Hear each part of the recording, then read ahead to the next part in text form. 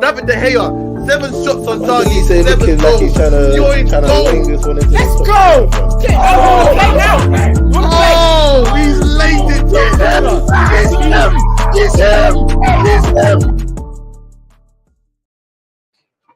Yes, people.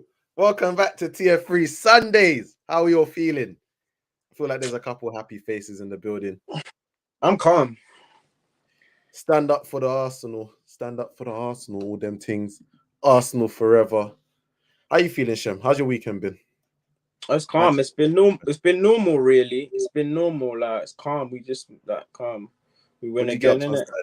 What'd you get up to on Saturday? Not much. You know me. Just chilling, innit? Just Inside. chilling, just inside. Like, yeah, it's not been a good weekend. We move again, man. Same old day. Same old game week, man. We move again. Appreciate that. Appreciate that. Love the hair, man. Yeah, man. Something different. So, where's the I can finally say big up all the 3-point getters and you can join in. Say that again. I can finally say big up all the 3-point getters and you can join in. It's been a while. So I didn't see it coming this weekend. I didn't see it coming. I think we was gonna get it. Well, we're 1 minute in. First of all, R.I.P. Kathy Ferguson, Lady Kath. R.I.P. Kathy Ferguson. Nathan as well. If you're gonna say R.I.P., spell her name with a capital letter, please. Fergie must be heartbroken beyond belief. They were married since 1966. That's nuts. Right. Dang. Shall I tell you what's meant? Apparently, with they did a study with long-term partners and all of that. Like once they you're more likely to pass away yourself after you've lost your partner, after the heartbreak. Yeah, just depression. Your body must be nuts. Nuts. Yeah. Damn, wait. Oh, before we get into it, let's just read this comment quickly. Who won the hair growing comp? Only seeing Banks pull up with the stars. That's what I'm saying. Like some of us are versatile, other us are just falling into the I'm not even gonna say too much. I'm gonna let the crowd speak in it. But what I'm saying is, I thought really and truly Julie was the judge. Yeah, and but Julie said, I'm just saying somebody in the background said mismatch in it. Somebody in the background said mismatch. And what Julie says as the judge is you started 3 months earlier and still. Okay, so do you catch up to this? Can you do this in 3 months? If you can, then cool. The hair, of course I can. You can do this in 3 months, yeah. Cool. That's what I'm saying. Like it feels like for time you've been saying, give me 3 months and I can do this. No, I've not said give me 3 months. No, I've not once said that. I feel like you've just brought up this 3 months thing a couple times. Am I wrong? You brought up the 3 months thing a couple times. You want me to do this hair? I'll do this hair. But now I don't want you to do anything. Can you prove to us you didn't use expressions? Huh? You said use expressions? I said, can you prove to us you didn't? Can you prove to us you didn't use expressions? I don't need to real niggas know. Real niggas know what this hair is like. They know. They see the shape. They know where it is. They know where it is. You don't even like rock.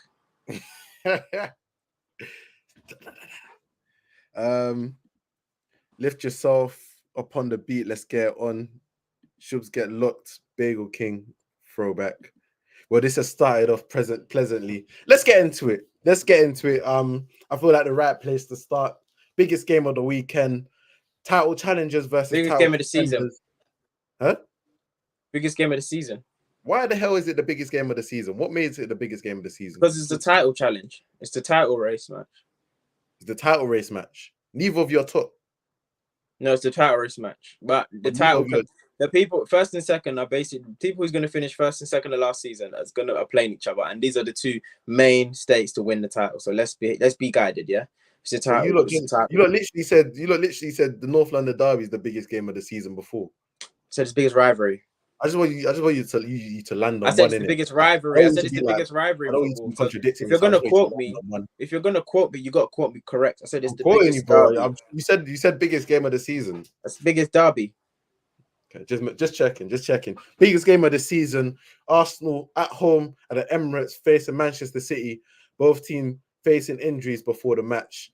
Saka ruled out of the game. For City, it was De Bruyne and Rodri, but it was Arsenal that came out on top. Shem, talk to me. How's you feeling? What, at the game or at the start? Tell me, what do you think? Because we spoke about this last week just a little bit. Shem selling Arsenal games like Don King. Yeah, now every Arsenal game is the biggest in the world. Like that's how you sell the tickets. I hear it, Ugo, man. You gotta sell the tickets somehow. Talk to me how you was feeling before the match, especially when you saw the lineups. Obviously, Jorginho coming into the midfield. I wasn't happy with the lineups because, like what I thought is exactly how Jorginho played. But in hindsight, we won, so I guess it doesn't matter. But I expected Jorginho to play not up to the pace. I expected him to be slow on the ball and off the ball, and I was really upset he started. And then also the Saka thing for the whole week, and everyone's, will he play, will he not play? And you find out he's not playing and he's not even in the squad. But then what confuses me is this ruthlessness Arteta has with the goalkeepers, why he doesn't have it in certain positions. So why he's insisting that Reece Nelson's not good enough to play and offer something, but rather he'll move around certain players. Like he's put a lot of faith into Eddie Nketiah. Like he's put a lot of Eddie Nketiah can't complain now. He gets a lot of minutes now, and he's getting moved out. People are getting better. Players are getting moved out position. Anybody that watched the Arsenal, the All or Nothing Arsenal, remember when he was on the bench and he was talking to Lokonga, and it was just like, and Lokonga was complaining about not playing. Like, it's only you. You think it's only you? You got a grind. I think it's only you, my friend. And that before, I remember before when Nketiah was getting his chances, like he'd score a goal or like he'd give, like there'd be a reason for him to like keep pushing for more minutes. And now he's kind of reaping the rewards of that push, because now he's not really in a scoring run. He hasn't played great recently. Like today he was ineffective. He's been awful. And he's getting shot. He's getting tired because obviously more of his game in the last few games has been like pressing rather than playing on the ball. But he's also getting shouted at by the other players, like press there, like press, step up, like. And when you're getting shouted at by the other players consistently, it's just like you know you're not playing well. But the starting lineup, I just thought we started very, very slow, and I expected us to start slow because our midfield, obviously that third midfield, it's always going to be Rice and Odegaard. It's the third midfielder that was like, But we hung in there. Then David Raya, who I don't think is, and even if you say he's better than Ramsdale, it's marginal to me. Literally wanted to give away the game by himself, like one man up. That was a shaky start from him. That was a shaky start. Shaky warrior. It's a shaky start still. The first one he flapped. What did he flapped at the cross from the corner? Flapped at the cross, came out flat, and his strength is catching. To be honest, he came out flat to the cross. Then the ball comes back in. Ake skies it over the crossbar. Another one, he tries to take he lets it run across his body, and Alvarez nearly smacks it, deflects it into the goal. To the side netting. That was so close, but we were fortunate. We're very fortunate. I feel like a big moment we have to speak about in that first half is the Kovacic 2 minutes of double red card. Double red card. So first one, the tackle on Odegaard, was that, you think that was a straight red? Yeah, because we've all concluded that if Curtis Jones won last week, we have a perfect reference point. Curtis Jones won last week was 50-50 and contentious. This one was, I think, 75-25 or minimum 60-40, 60% red, 40% yellow, because dark orange card, because I feel like he didn't even get the ball. He was sprinting. He landed on Odegaard's ankle, and Odegaard's ankle was planted, and it looked like it could have been a real horrible tackle. And yeah, it was comfortably a red card. So that was a bad decision in the first place. And if you're giving Curtis Jones as a red, you got to be consistent. That was worse than Curtis Jones. And then it doubles down because 60 seconds later, 6 minutes later, he does another tackle, which is a clear yellow card. So he just should be off the pitch now. There's no discussion about it. And they just say no. I said at the time when I was watching, referees literally bottled that decision. That's the be all and end all of it. Like the referee bottled the decision. When it was Jota, straight off, yep. When it was Martinelli a couple seasons ago against Wolves, it was the same Oliver that gave him 2 yellow cards in the same sequence and got him sent off. And you're looking at it like, be consistent, bro. At least be consistent with yourself, not even with other referees. That be consistent to who you are. But referees are under the thumb this week. They obviously made mistakes throughout the week, throughout this game week, but it wasn't as like the horror show of last week at Liverpool Tottenham. But today was mad. If we didn't win today, I know referees were praying not to be the one because you knew there was going to be one mistake. I know referees went. No, and you know what's funny? Ugo said everyone's thinking this is a Liverpool problem, this is a football problem, and there's going to be a massive howler in the Man City versus Arsenal game, the Arsenal versus Man City game, and he was right. That was a huge howler. It's huge. It changes the game. If Arsenal walk out of that without the win, then it's a different story. If Kovacic doesn't get sent off, because Kovacic, Man City playing with 10 men for what 60+ minutes would be a different story. Yeah. Let's get some comments up quickly. They said the Emirates was a library. Fuck that. When we scored, man, we're getting grips and staging was shaking. Oh wait, hold on. Sometimes I wish we had a massive platform. Robbie, I'm gonna be on Arsenal Fan TV very, very soon. And the only thing I'm gonna say is this: Arsenal tickets are the most expensive tickets in England, and most scarce, very, very hard to get. Please, please, please. If you're just gonna go there and be quiet, just give the ticket to someone else. Because there's no point in being there and being quiet. You might as well watch it at home. Do you get what I mean? You're at home. The whole point we say, home advantage. There was no home advantage. That match was played at a neutral venue. The Arsenal shouted. I saw two. I think I saw Odegaard and somebody else. Odegaard and Arteta were trying to hype up the fans like a concert. And they tried. They'll sing for 2 seconds. They'll keep quiet. The only time they rejoiced is when we got corners and when we scored. It was ridiculous. Would you actually do like? I feel like Arsenal fans. I've seen on Twitter. I see a lot of Arsenal fans talking about how to solve the atmosphere issue. What do you think? Because you don't have on the concourse at halftime. You lot got the band and everything. Maybe it doesn't seem as if that's worked. What do you actually do to solve? It worked. It's worked. I can't lie. The atmosphere's changed. It's worked. But in this game specifically, you have games like this where it's just very, very tense. And Arsenal fans aren't used to, because Arsenal haven't been to one at their biggest heights in a while. They get very, very anxious and very, very scared. So it just gets very, very quiet. So that's it. That just grows over time. The more you win, the more it will change. Jesus, right back to his trademark right wing striker performance. Was big on the wing still. Yeah, nah. So as somebody else told me, you always knew you'd end up back here on the wing. Maybe striker just not his destiny, man. Not gonna lie, first 25 minutes we was on the ropes. City could have scored, but Saliba and Gabriel come like bouncers, no entry. Gotta give a shout out to the centre back partnership. Left Haaland straight jacket joint. So I would say something about Saliba and Gabriel. I put it in my tweet, the final take tweet. I think we're coming now. Like, there's not a lot of centre back partnerships you can say is better than this in the Prem. Yeah, Prem defo. There's no. Oh yeah, no. I wasn't talking about international football, like, because even the international space, you're talking Real Madrid and these are, and right now they haven't got a centre back pairing, but in the Prem, I would say that there's not a centre back partnership in those two, and it's fantastic what they did today. And I was, funny enough, as much as we think City was going to beat us, I feel like we all knew Haaland wasn't going to score. Every time Haaland plays against Saliba, he has him up. He's left with 2 goals though. 2 goals in 2 performances before today. What, when Rob Holding was playing? No, he faced Saliba. He faced Saliba in February, I swear. The one in talk about the FA Cup 3-1. No, not FA Cup. Yeah. Was Saliba the played? Valentine's Day, the Valentine's Day one. Yeah, I know what you're talking that about. one. Yeah, it was around that era, the Valentine's Day one. But Saliba had them up still. Fairs. Yeah, no, this game, this performance, obviously with De Bruyne is not like Haaland's run like. So he had to do a lot more facing up to the centre backs, and centre backs ate him up today. Like, I can't lie, it was a clean performance from the two of them. Haaland got no. The only time I saw him get a little bit of joy was he just did the little. He set Alvarez. Yeah, the sets. I was trying to think about the word for it. The sets. It was the sets where he got a little bit of joy, but him himself against the centre backs, it was just there was nothing going for him today.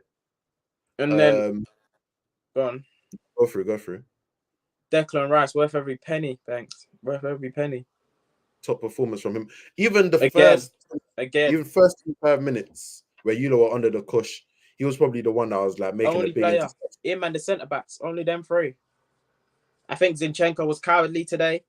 I think it was a coward against his old club. Now, last time he played them, he lost his head. This time now, he was just very quiet. We need to talk about, obviously Saka missed his one, but let's on City as a whole. Let's talk about their star boy, their proposed star boy, Phil Foden. Your boy. Your boy. City performance wasn't great today. He's got to step up. He's got to step up then, because he's the Saka. He's opposite to Saka, and if Saka had a game like that, he's getting cooked. See, that was so bad. Pardon? I said Saka does have games like that. Yeah, and he gets cooked. That's what I'm saying. Oh yeah, 100%. Yeah, nah. See, like, Foden. What do you want me to say? What do you want me to tell me what to say? I'll say it. Tell me what to say. I'll say it. Nah, I'm joking. See, just weren't good today. Foden.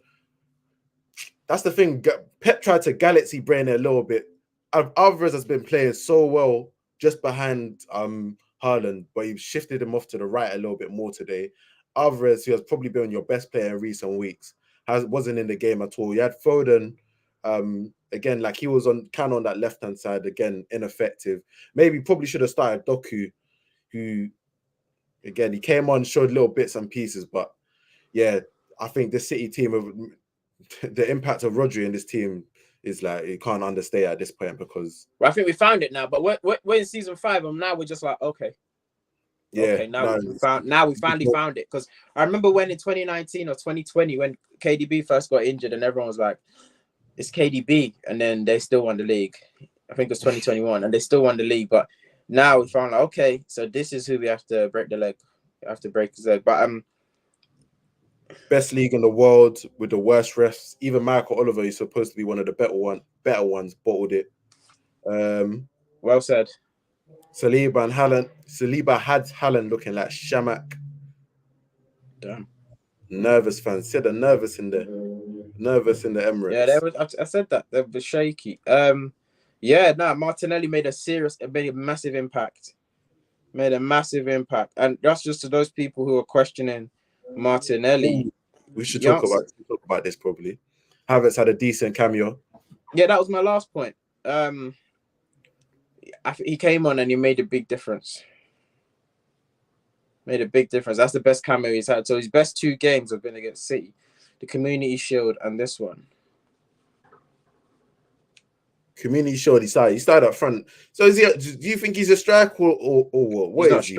I don't. What he does up front, that's not called striking. I can't lie. That's not called striking. He's not, because everybody on that pitch knew when Tomiyasu, who no one knew what the hell was doing up there, laid it back to Havertz. We knew he was not going to try like a face the goal and shoot, even though it was an awkward position. We knew he just wanted to set it up, because he was so frightened. The poor lad. The poor lad. He's so scared. He's so scared. So he's like quivering beside Ake, and he lays it off, just like, let me not overhit it, let me just unhit it. And luckily, it took a deflection and went in. But because Martinelli's shot was going wide. Ugo is always on your neck about this. I can't lie. What did he say? Sorry, it's Grealish couldn't get on the pitch. Let Foden breathe. That doesn't mean. Let me finish. He's still holding that stock. Sorry, go through. I just wanted to. All right, cool. And I've already described this. In a Man City team, if you don't make starting 11, it means nothing. It actually means nothing, because you could play well, and Pep don't start you. How long does that like? I'm just forget that. I'm just asking. Do you still have the Grealish stock? Like, is that still in your portfolio? How long does what? Sorry, does what in my portfolio? I say, is the Grealish stock still in your portfolio? He's done what he needed to do. You want to treble.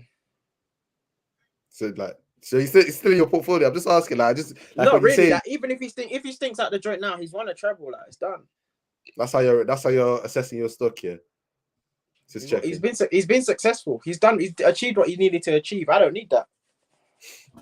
You see Rice, yeah, showing up again. First name should be Hugo because he's a boss. Wait, Nathan, you in the booth or something? Where we getting these bars from?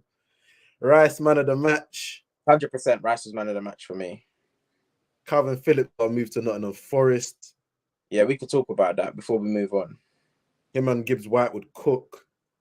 What? Calvin Phillips and Gibbs Wright, just little Nottingham Forest, okay. Okay. little Yeah, team, no, yeah, he's got to go. Simply, yeah, KP's got to go. Not good enough. He's a shadow striker. It's been so long since I've seen a shadow striker. Like A shadow striker. bruh. I don't even know how to use those on FM.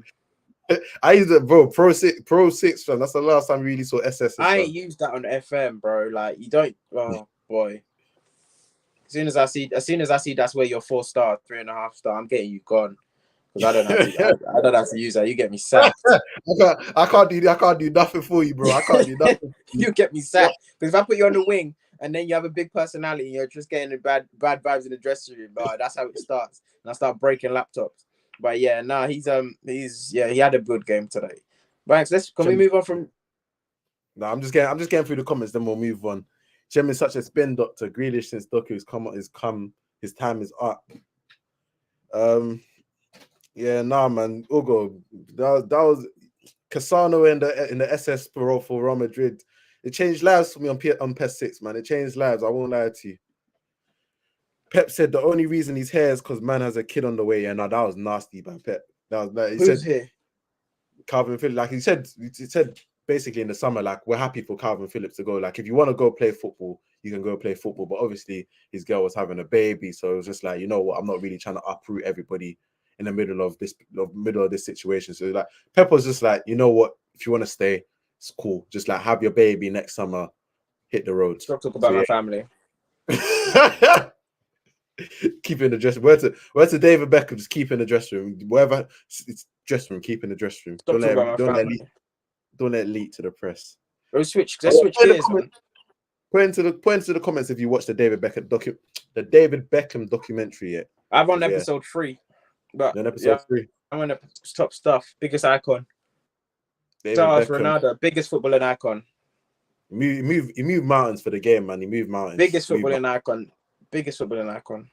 I think that's the perfect segue to go on to what happened at Manchester, 3 p.m. Can we just talk about Liverpool? Can we talk about Liverpool Brighton? No one give a damn about you lot beating Brentford. See, this is what I mean. You need to look at the storylines. Think about what's really happening. I'm gonna lay it out for you.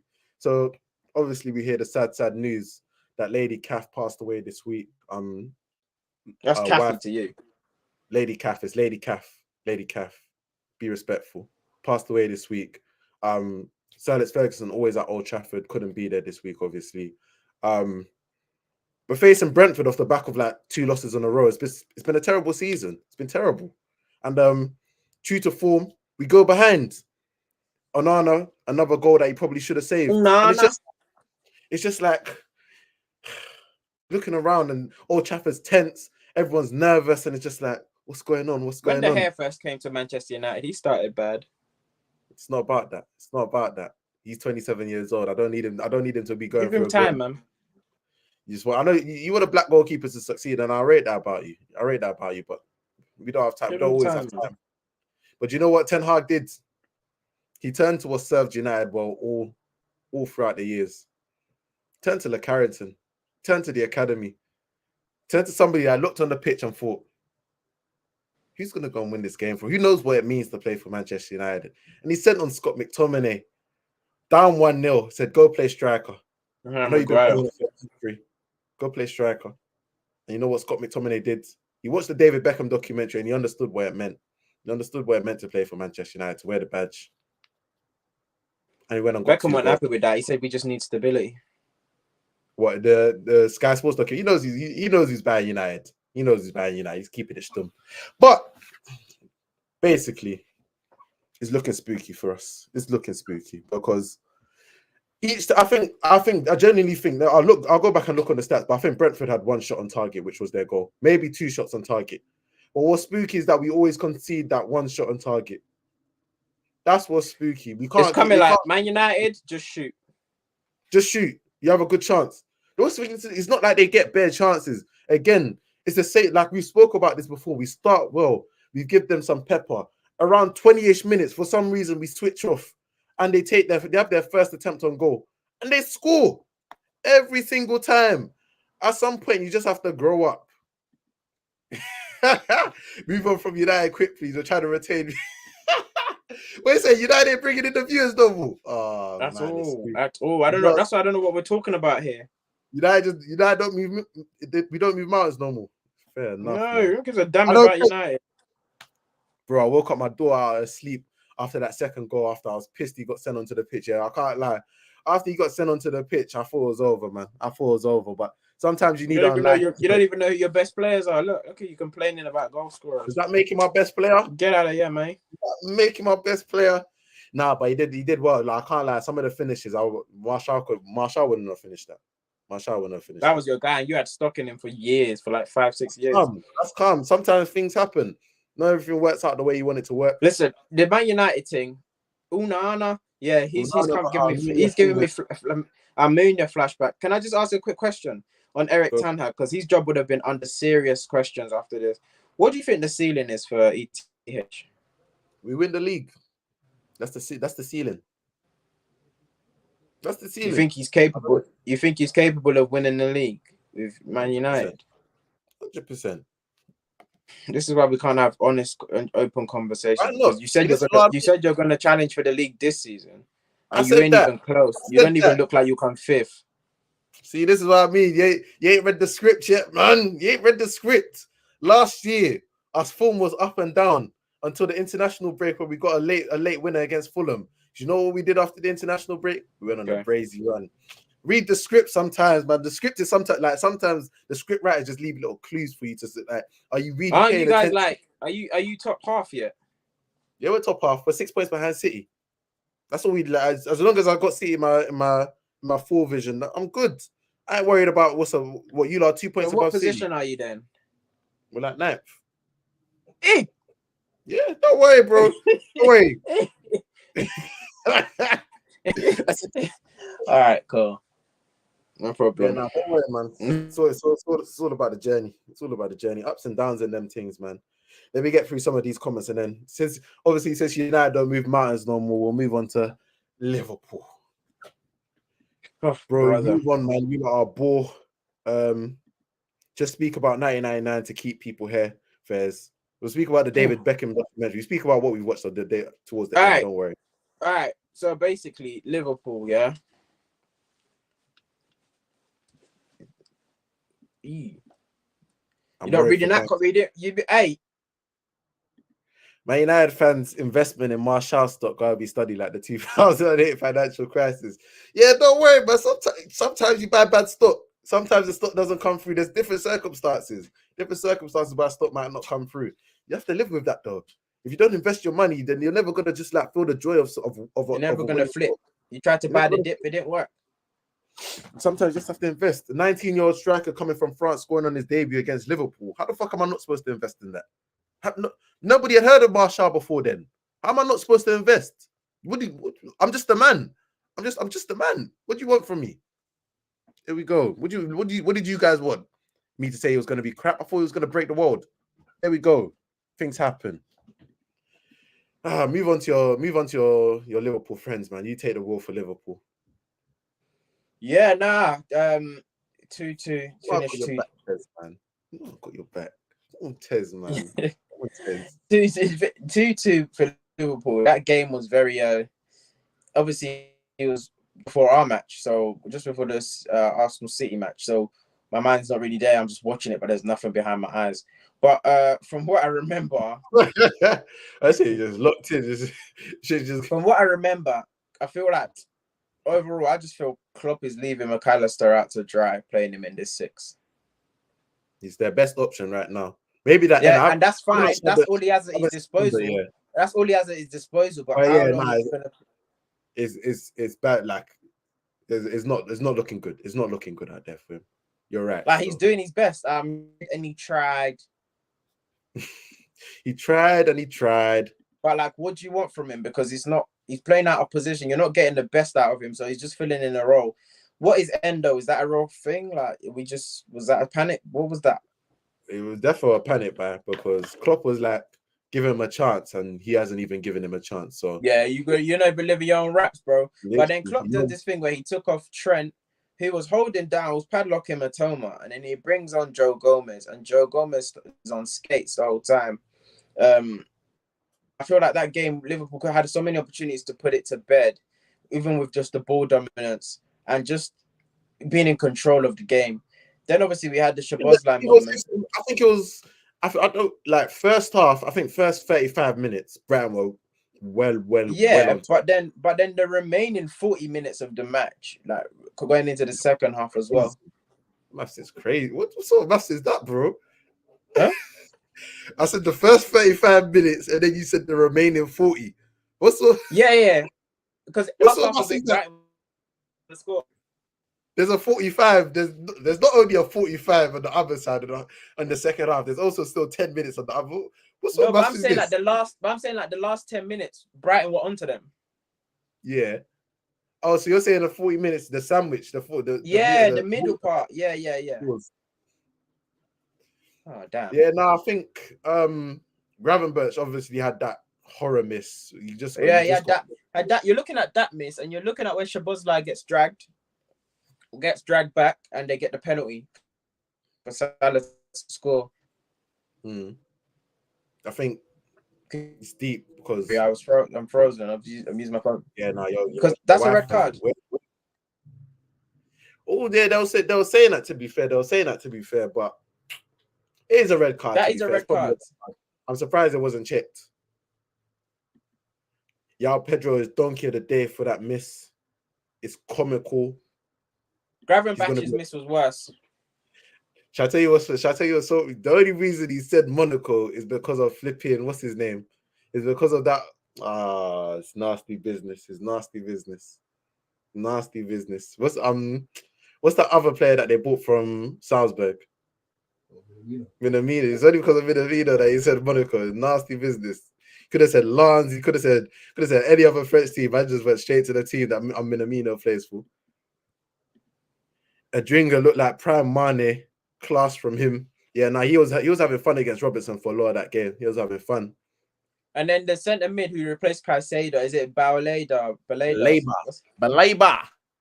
Bro. He was good. Bro. What was that?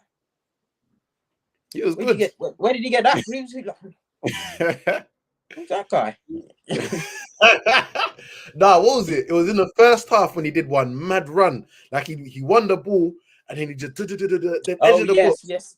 He was gonna shoot, man, chopped it back and shot with his left foot. I was like, fair play.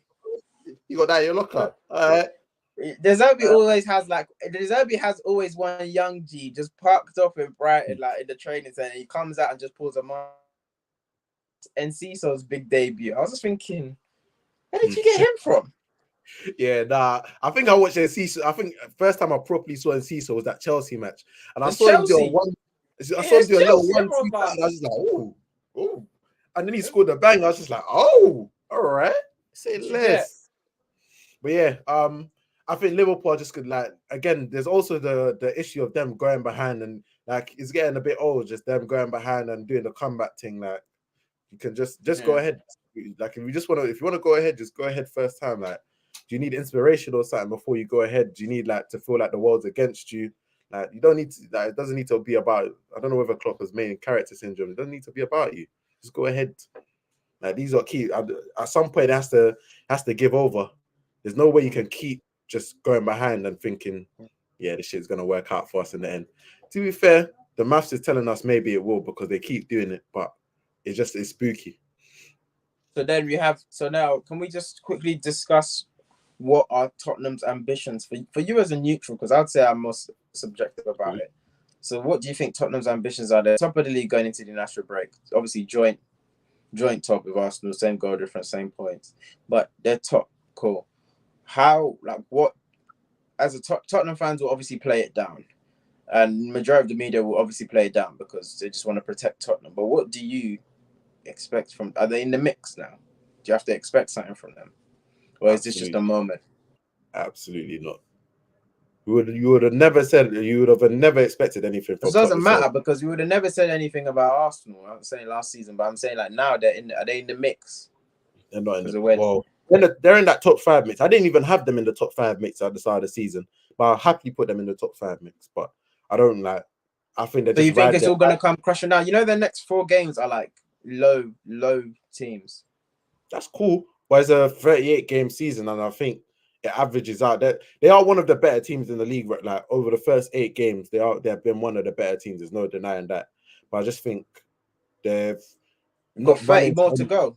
They've not run into any injuries yet. They've played their best team pretty much all the way through. I just think once the games catch up a little bit more, maybe that's going to have a little bit more of an impact. But they're only in 2 tournaments. They're only in 2 tournaments. You never know. They have a lot. Fair enough. What do you think? What do you think Tottenham's expectations should be? I think it's just going to be top 4. I think even if they come 5th, they'll be calm. Like they won't be too mad because they didn't expect to. They expected to finish 7th. Literally, I thought like. So I feel like now they've kind of got a free hit, so they're good. It's a great season for them. I told man Brian only know how to play up. If you have time, watch the Brighton second goal. Robertson ducked using his right foot to clear it. Yeah, nah. Robertson was. Is Robertson done? It's not I think this summer. I think if Liverpool are smart, well, to be fair, that's the only thing because I think they gave Tomiskas a new contract recently, but yeah, like this summer was the summer where you actually like get Robertson's replacement and like you made them compete. That's the way I see it. Like you get Robertson's replacement now, you make them fight out, but I don't see them keeping like 3 left backs at the club. If Madders is that guy, he gets Spud's top 4. Madders don't need to prove anything to anyone at this point. That's a hooper. It's a hooper. That's some stocks you should have invested in. Got to wait until November to judge Spurs. If it comes to Christmas period and they're still there or thereabouts, you got to take them serious. They should get Alfonso. Nah, man. Alfonso is no. There's no way Alfonso is going to live in Merseyside.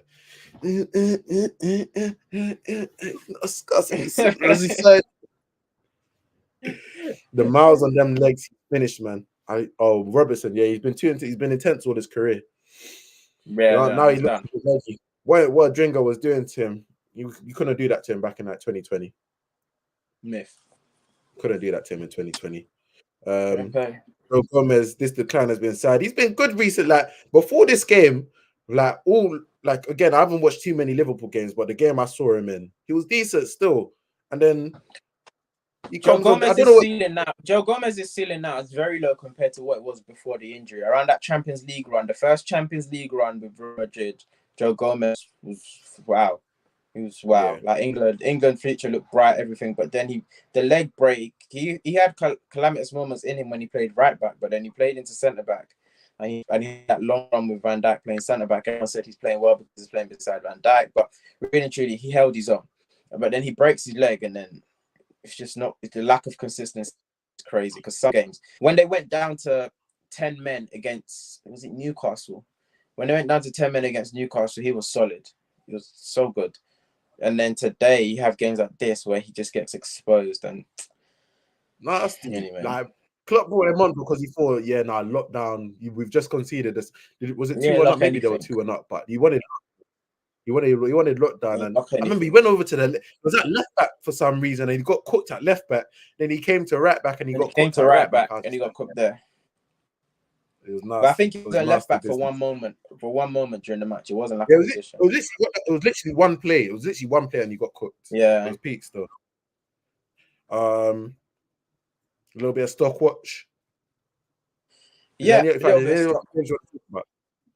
Garnacho got the assist, didn't he? I don't know. I don't think it counts as the assist, but he was definitely involved in that first goal. Oh my God. Garnacho, McAllister. So mine's Garnacho, McAllister, Szoboszlai, Backskin, and Diaby. All right, cool. Let's look at your Diaby stock. 2 points. Let's look at your. Let's look at your Szoboszlai stock. He won the penalty, so he got a cheeky 2 points. He got 4 points. McAllister, 2 points. Who's the other 2? Jackson and Garnacho. Oh, Jackson. Jesus Christ. Jackson scored this weekend, to be fair. He scored 4-1. 6 points for Jackson and for Mrs. Best Week. One. Hugh Jackson. Garnacho. My fault, OG. My fault, OG. You can actually 1 point come on as a sub. Me, you know, I was just about to drop that Garner stock. I can't lie, I love him, like Carrington, but he wasn't giving me any points. But he got his first Premier League goal this weekend. Gave me a cheeky. I'll take a cheeky 8 points. I'll take it. Garner, 8 points. I'll take it. Eze injured right now, so I can't even claim any points. What do we do when they get long-term injuries? Do I just have to charge it? Let's say less. Ferguson, you did nothing this game. You gained 2 points. Did nothing, just came off as a sub. Gibbs White did. Oh, he missed it. He hit the post. Oh my god! Some of the did you watch the Crystal Palace versus Nottingham Forest game? It was an absolute doozy, apparently. Hey, nah, I know they gotta get all the teams on TV at some point during the year, but if you picking that one was shiesty still. A Roy Hodgson team without Michael Elise, without Eze, no Franca, no like. Oh man, a lot of people didn't know there was Saturday. A lot of people didn't know there was Saturday night football. Nah, that was shiesty still. That was shiesty. I don't think Gibbs White has got a goal contribution this season, you know. And who's your last one? 3 points. Eze, Gibbs White, Garner, Maddison. Oh, you got a cheeky assist. I'll take it. Maddison, 6 points this week. I'll take it. Just something light. Just something light. I'm picking established players. Nah, but I told you when there's legacy stocks, you can pick them. If you wanted to pick like who's your legacy stocks? Like if you wanted to pick Grealish, I'd let you pick him, honestly. Like it wouldn't have helped you anything, but if you wanted to pick him, you could have picked him. Like because you've repped Grealish for a while now. But you know, that's and he won a treble, so I'm not even phased. Nathan said, nah, that game was so shit. The Palace game, I fell asleep. Bank starting to look like Keith Lee. Fair enough. These food reviews. Get some beef on TikTok, man. Brighton are rude. How are they playing Solly March at left back? Yeah, nah, word. Solly March against Salah. He didn't do too bad, to be fair. Literally, Brighton just gave away their goals. It's just something that if ETH gets sacked, who do you want?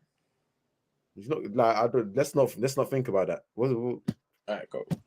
I thought we were just trying to throw out questions. I thought you ran out of topics. I thought we were just trying to throw out questions. Nah. I'm not. Wait, who? You're looking like Ronnie Flex. I'm scared to even type in who this is because it's Dave. I don't even. That sounds like a man. Bro, I'm so scared. I was about to do on this laptop. They said, let me go on my phone. I'm even gonna go on incognito, fam. Let me go on incognito before that just sounds mad horny. Bro. Bro, let's sign out, man. Everyone, good night. Good night. Oh, it's a rapper. It's a Dutch rapper. I'm sorry. My fault. My bad, yo. My bad. Talk bets real quick. Yeah, nah, we gotta talk. We can't not talk Beckham and the impact that he had. There's been one debate that's been going on in the TL that's just talking about Victoria Beckham and like the impact. Do you think he would have been that level of superstar without Push? Some people are saying he would. Like, some people are saying I agree. Some people are saying that he wouldn't have she elevated him to the wider nation basically, which I agree with to an extent. But there's also saying what? As in Push took Bex over the top basically. 100%. 100%. I agree. There's nothing. He wouldn't have been as big, anywhere near as big as he was, without her. Firstly, aside you see in the doc. Nah, Shem, your wife has been crazy. Your wife has been fighting you today, fam. Your wife has been fighting you. You put up a good fight, but your wife has been fighting you today. But I think he would have I feel like he would have got to a certain level regardless because he was England's best player. He was he's always been confident. Am I back? You're back. You're back still. You're back. Yeah. All right. Cool. Perfect. Thanks for holding it down. Yeah. So there's no way he would have. There's no way he would have achieved or been as big as he was if she wasn't local, or because footballers have been big at that point. Yeah, he's not the first pretty footballer or whatever, but this people obviously don't deep how big the Spice Girls was because we weren't teenagers at that time. But bro, the Spice Girls were absolutely gargantuan. Like they were massive. Like selling out stadiums, like doing a madness with like locking off cities and stuff, like roads and stuff. And it was their branding was insane. And then he picked, and it's like, and as teenagers, then you'll be like, oh, she's the penguins one now. I fancy this person. And he got who most people say was the baddest one. Do you get what I mean? So, and with that, he's in the biggest club in England. He's already handsome. He plays for England, and like he's the next best thing. England were in the doldrums as well. So if you come in, Beckham's first tournament was after USA '94. England didn't qualify for that World Cup. They had a Euro '96. After that, they had that misery, and then there was like the next generation of new talent. So all Neville and all these lot coming to the team, and like Beckham was like the front runner of that. So then he's on the up. She's already a like posh. What Hoddle did to Beckham after that 9-year? No, that was disgusting, and I'm so happy. I'm so happy they kept that. I'm so happy they kept that in there. Not like I lived through that era. But I mean, like, I'm so happy they kept that in there and they let it know, like, bro, this is a grudge for life. Like, what you did, like the way you made, could have killed him. Could have killed Beckham, because I watched it for the first. Obviously, not the first time I've seen it, but I watched it in that sequence and it was like, Beckham, you silly. I was just like, Beckham, you silly sausage. You silly sausage, bro. What actually made you want to do that? Because nowadays, that's a straight red card. But back then, it felt that I can imagine that would have been so soft. But it's still just like a young boy thing for him to kick out like that. But my thing is, I'm happy they kept that in there because it just goes to show like things aren't all rosy. Like your team can sell you out. You know how they say the player has to stick with the club and all those, or the player has to play for the country. See how he did him there, and you can see the difference in when he comes back, Sir Alex, and how he looks after him. Obviously, they glamorize it. Why PK is big? PK is a centre back. What kind of stupid question was that? Get that shit off the screen. Disrespectful.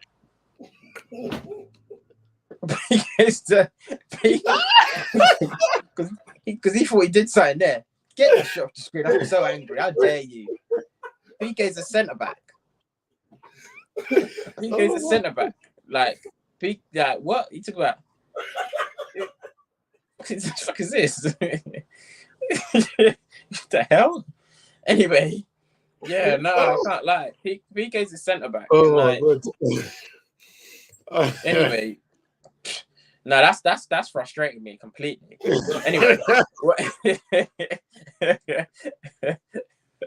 but yeah, if you watch, I'm only 3 episodes in, and I've gotten to the point where I think Beckham's becoming bigger than Man United. I haven't got to the Real Madrid move yet, but why Beckham's an icon is because he was a pioneer for brand deals. The branding thing wasn't a thing back then. They were saying how he was spending money. Like he was really an influencer. Like Beckham was an influencer. Back then, what Beckham did, the tabloids were so shitty. Them Manchester brothers that was following them around, they felt so uncomfortable. They were like, would you do it again? They were like, how do you not look back on what you were doing and not feel like, no? They did because they were like, it was a different time then. That's what they said. It means nothing. Like as a man, you chose that to be your occupation, chasing people around, trying to get pictures of babies. And the last point I was gonna make, they were so like the Spice Girls were so big back then, that they did like a Spice Boys thing, and it was like David Beckham, Jamie, Thingy Redknapp. What do you call it? Liverpool team at the FA Cup final. Yeah, because of how what's the McManaman. Nah, I think he did still. McManaman, like, listen.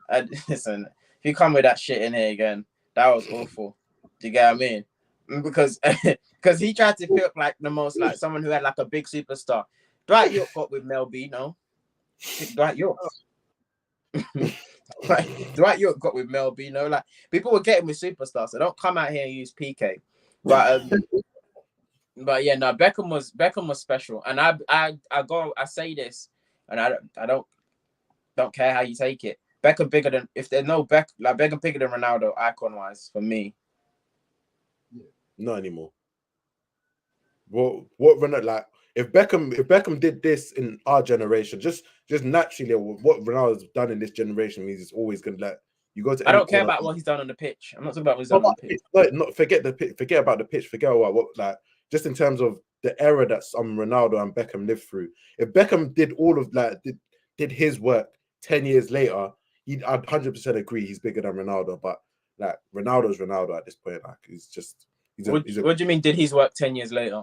As in, like, just literally imagine we lived our lives. Beckham had his career 10. He started his career 10 years later, and like he's the one that pioneered this. That Beckham set the foundations for what Ronaldo. But he did all of this without socials.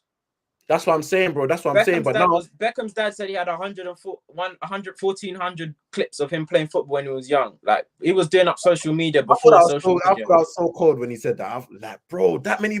I've got one nasty little CD of me. Bro, when I was watching the tape, I'm so inspired when I see like Kanye West documentary. When you get old tape, when people go into that bag and you're like, because this recording things wasn't a thing then. When my uncle had a camcorder back in the day. We used to get it out. I don't want to like get that shit out of my face. Like that was the thing. Like, don't record me. It was a moment. Like, what for the dad to be knowing, like, cool. And bare academy parents now do what Beckham's dad was doing in terms of taking them to the park, working on the same things. He was doing that in the 80s. And he's a sicko because in the 80s, the football culture was like they said. The football culture then it was the musicians that was getting scratched. The musicians that was getting about. Do you get what I mean? The musicians were the famous ones. And then, he's special stuff. One thing that documentary has told me is that we used to be Manchester United used to be a club. Wherever it is right now, Sir Alex Ferguson held that club together. But we told you, held that club together. We told you at the time, but you wouldn't have been able to see it because you were in it. But it's like once he left, it's over. We knew it's over. Held us together, man. From when he welcomed back Bex after 98 and just the mentality, like Roy Keane, it's just different, fam. It's just different. Man said, yeah, you can talk, but we're gonna go out. Like, we don't have that no more.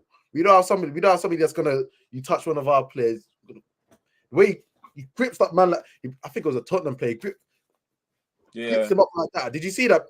Grips him up like that. Yeah. You don't get players doing that no more. You don't. Yeah. Nasty business, man. If he started 10 years later, they'd call him a Shanta KDB. To be fair. Get that comment off the screen. Stop this. Stop opening disrespectful shit. It's you that good comment like that. Beckham is the Michael Jackson for football. I'll let you ponder that. Shemi speaking the truth. Shem blocked that shit. Send that basketball into the rafters. Get it out of here. Out of my house. Dwight York abandons his kids. Yeah. There we go. That's why he's not a superstar. If Dwight York got any more famous, he literally have Katie Price running him down in the media. Like it would not be worth making him. It's not worth it. It's not worth it at all.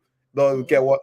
Everyone's blocked by your brand because he doesn't support his kids. Now you're losing sales. It's not worth it. It's not worth it. The bag's mid. It's not worth it.